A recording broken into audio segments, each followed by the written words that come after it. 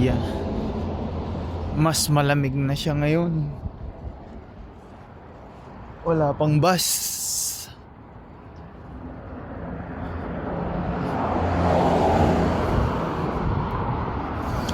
Mas malamig pero wala akong dalang jacket. Yeah.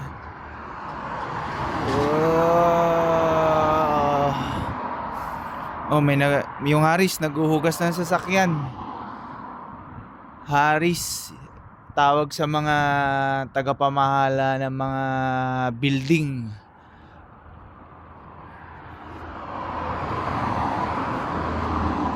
Mga tagapamahala ng accommodation building o yung building na tinitiran, mga condominium sa Pinas. Dito ang tawag is accommodation or apartment building.